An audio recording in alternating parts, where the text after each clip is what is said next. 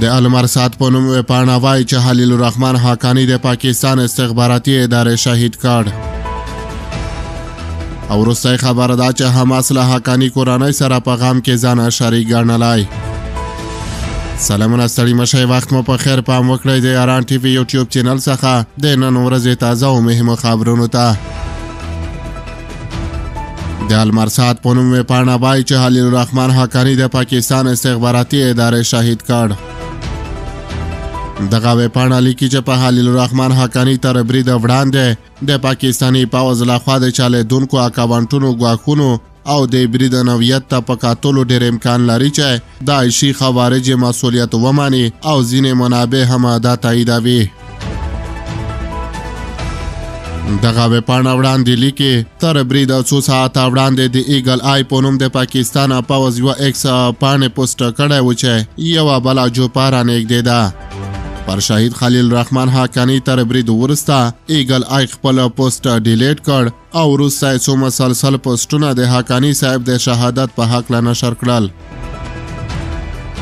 دغه ویبپاڼه په خپله لیکنه کې زیاتوي چې مخکینیو پیښو او د افغانستان په ګاونډ کې د ځینو استخباراتي سازمانونو له لوري خپلو اهدافو ته د رسیدو لپاره له داعش استفادې ته په کتلو ممکنه ده چې دا برید هم د هغه استخباراتي کړیو په غیر مستقیمه لارښوونه داعشي خوارجو ترسره کړی وي، کوم چې له دې دمخه هم د افغانستان د علمي جهادي او اجتماعي شخصیتونو په ترور کې تل ښکلې پاتې شوي دي.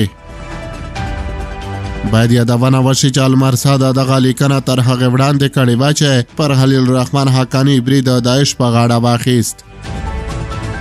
ورته مهال مولوي ضعیف پاکستان ته په اشاره سره وایي پاکستان په دوستۍ کې تر دښمنۍ ډېر خطرناک دی.